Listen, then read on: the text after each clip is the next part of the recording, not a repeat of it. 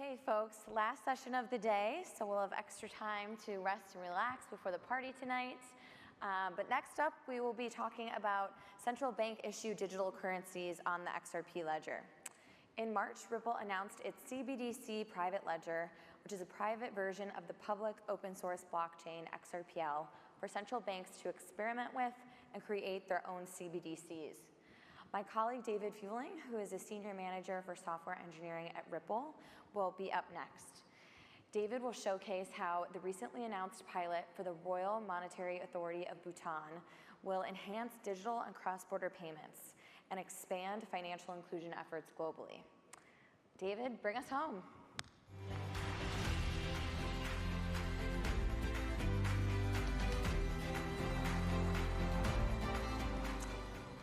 Hello, everyone. I am thrilled to be here today at Apex to talk about CBDCs. I'm David. Thank you, Amy, for that intro. Raise your hand for me if you've heard of a CBDC. I'm curious. Ooh, pretty good representation in the crowd here today. Well, for anyone that didn't raise their hand, or anyone watching at home, let's start with what is a CBDC. So I like a nice simple definition. So CBDC is an acronym for a central bank digital currency, and it's pretty simple. It's a digital currency issued by a central bank. But let's do a little bit more of a formal definition. I like this one from the Bank for International Settlements, or the BIS. There's like three components here that I'll focus in on. First is it's a digital payment instrument. So we're going to focus on payments here. Next, it's denominated in the national unit of account. So here in the US, you could imagine a digital dollar. And then this last part is a direct liability of a central bank. And so these three things we're going to sort of wrap around each other to create something new in the form of a CBDC. So what do we mean by that? So if you have a bank account or you interact with digital money in a non-crypto space, digital fiat, but even in even in crypto, most of the financial system is intermediated. So here on this slide, we see the central bank at the bottom. We see commercial banks and financial institutions like PayPal or Venmo here in the US. And then you see us kind of at the top. And there's this layer of intermediation, which is sort of a dual-edged sword, if you will, pros and cons. So if we think about what's unique about a CBDC versus what we have now, we've all dealt with physical cash, so notes, coins, a dollar that you hold in your hand. This other type of money, though, is reserves held by these institutions. So these are the kind of two primary things that central banks issue when we think of central bank money. And CBDC really fits this interesting niche. So first, it's digital. So if you see bullet 1 where it says physical cash, that's where CBDC is different. It's not physical, it's digital. The second is this intermediation. It's not intermediated. It's actually a direct liability of a central bank. So I also have one more graphic that I borrowed from the BIS, which kind of shows this future financial system with CBDCs in the mix. So on the bottom, you kind of see what we know of today as money in a bank account. And there's a bunch of things that banks do that add a lot of value to the financial system. In the top, you've got cash, so pretty obvious, coins, banknotes. And then in the middle, you've got this new thing, CBDC. It's digital and a direct liability of a central bank.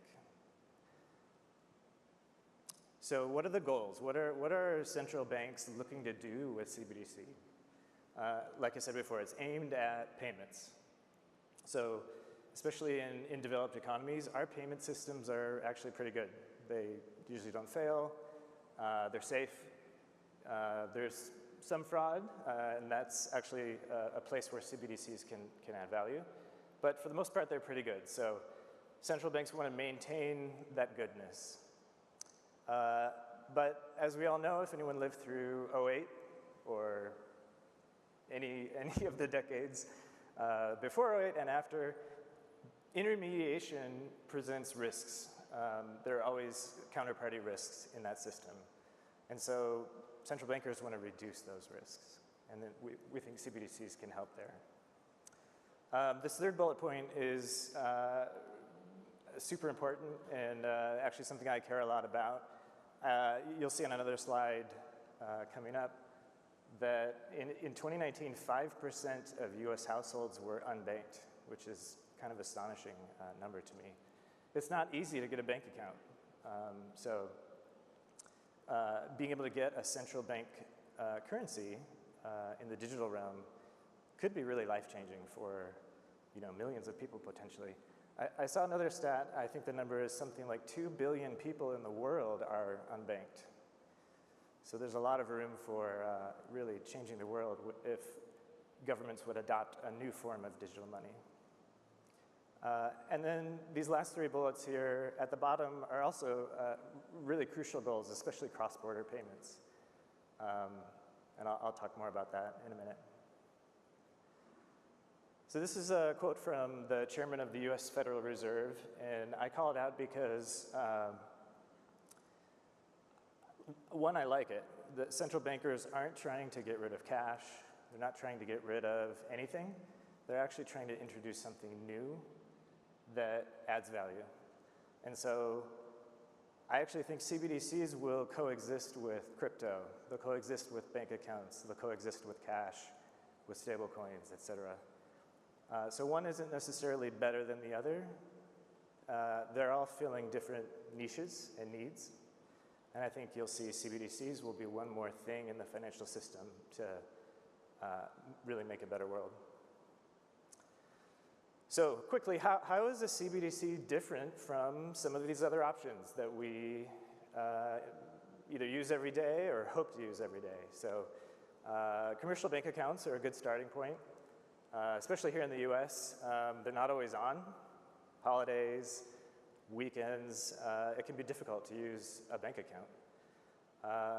You see some of these inclusion stats. It's just plain hard to get a bank account, let alone use it while it's open. Innovation, intermediation, these are all problems with bank accounts, and CBDCs can really make a difference here. This one is interesting to me. So governments around the world are creating real-time payment systems for fiat. And when I first got into CBDCs, I thought, this solves it. Why would you need a CBDC? We've got real-time money. But you see, again, most real-time payment systems are intermediated still. So you still have financial and systemic risks. And most domestic real-time schemes don't handle cross-border payments. So there's a lot of room for being able to hold tokenized CBDC in foreign jurisdictions. Okay, so why not stablecoins? Crypto has solved the problem. Not really. Stablecoins add a lot of value, but they also introduce some pretty considerable, I'll call them risks. And actually, I think daily for the last 2 weeks, if you've been paying attention to the news in the US, there's a lot of people in government that want to eliminate stablecoins on grounds of systemic risk. Whether that happens or not is TBD. I personally think stablecoins can coexist with government money, but we'll see. There's certainly some things to overcome for stablecoins. And then, of course, what about crypto? That's why we're here, right? Crypto should solve this, and it has a place, but it also has problems. It's a trade-off. And so the biggest kind of two that I think are swings in value when you're making payments, and then just unit mismatches. When I go to Amazon, I want to pay in dollars, typically. So why should we all care? Why should we as developers care about CBDC? I think there are external trends that are aligning with these goals. And you see a lot of these trends here. Market trends that are pushing the world to think about and deploy CBDC. And there's actually two that I think are the kind of most interesting. And the first one is China. So China has been researching CBDC for almost a decade. I think their research started in 2014 or so. And so they really have a leg up on the world in terms of creating a government-backed digital currency. And they're going fast. Billions in transactions, geopolitical impacts, and goals for their central bank currency. But I think stay tuned for the 2022 Winter Olympics because, based on what I read in the news, it sounds like they're going to go live at the Olympics with a central bank digital currency that foreigners can hold. It'll be a brave new world, or brand new world. This other sort of column is what the rest of the world is doing in response to kind of what's happening in China. And you see this other market force, which is concretely Facebook's Libra. But I think the idea of Libra is actually what has central banks moving. There may be more Libras. And in fact, we see that with things like USDC or other stable coins, for example. So CBDCs are coming, and I think that's why we as developers should care. And as you'll see in a minute, if we at Ripple and together with you in the community do our jobs right, we can take all of the knowledge and resources that we are learning about XRP and apply those right to the CBDC landscape. So that brings me to Ripple's CBDC solution. And this is the thing that me and my team have been working on for the better part of a year. And I'm really excited to share that with you today. So there's kind of two components. The first is what we call the CBDC ledger. So we've taken the open source XRP ledger software, and we've essentially deployed it in a private network for our central banking partners. This might seem alarming at first, but it's not, and I'll show you why in a minute. It's actually really great for central banks and for the XRP ledger community. Just to go a little deeper on what's the difference between the XRP ledger and a CBDC ledger. At the top, it's pretty much the same software, but because of amendments and an open source code base, central banks can actually vote in new amendments. They can create different functionality in their ledgers, and I'll talk more about that in a second. In the middle row there, we have the topology differences. So you have XRP Ledger as this public decentralized network running XRP Ledger software, RippleD. And on the right, we have essentially something very similar, but in a private deployment. And then at the bottom, pretty different currencies. XRP, of course, is the native counterparty-less digital token of the XRP Ledger, and CBDC is going to represent a fiat currency, and it will be controlled by central banks. So let's talk about sort of those two-sided benefits of why we think this is actually a great development for central banks and for the XRP Ledger community. So first is, why will central banks benefit from not being on the XRP Ledger mainnet? When we first started the project, we thought, gee, let's just use issued currencies and have central banks use the public mainnet directly. It turns out that the first box, the proven security of the ledger, exists in both places, but this yellow kind of middle box is really the key reason. So central banks want to control their national currency. That makes sense. In fact, they have a duty to do that. But we want to be able to allow them to innovate and the XRP Ledger community to innovate independently of each other, because it's natural that between all of the world's countries and our community, interests will be different. And that's a good thing. That will create innovation. And so I'll talk in a minute here about how that can work and how kind of the two systems can communicate. But the great thing for central bank deployments is, because we're using the XRP Ledger software, all of the tooling that we make as a community has dual use. So that's great for bankers, it's great for developers, great for resumes. Hopefully there will be more jobs in the XRP Ledger community than there are today even. But what about the other side? Why is this good for the XRP Ledger?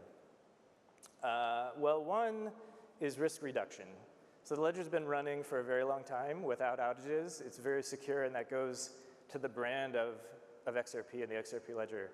So there's a natural, it's natural to want to go a little slow. We want to protect that investment of what we have now. But we do want to be able to innovate. And so we're really taking advantage of recently announced technology called sidechains, which hopefully many of you are familiar about, and federation. So we're hoping that we can innovate in CBDC world, and the XRP Ledger community can innovate in XRP land, and we can share with each other, essentially. So central banks can take good stuff from XRP Ledger, like hooks maybe, and the XRP Ledger community might be able to take some new innovations from central bank deployments. And that goes to the heart of value transfer as well, and utility. The second component we're building is something we call the CBDC manager. So we realized that it's not as simple as just giving people a private blockchain. There's a whole host of problems and things that need to be done in order to manage the life cycle of a digital currency, from minting, distribution, auditing, and then kind of going the other way when people are done with their money and it makes its way back to the central bank, redeeming it and maybe destroying it.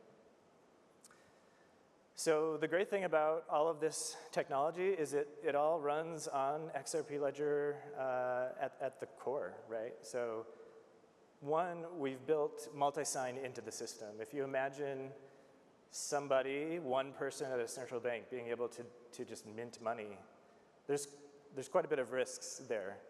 One, that person might get sick. Maybe you can't mint money the next day when you need to. There are also other risks, like you don't want one person to be able to mint money in your financial system. So we're using configurable quorums and multi-sign to control every step of the central bank process, from minting to issuance, et cetera. We're building key management systems to support a variety of different deployments.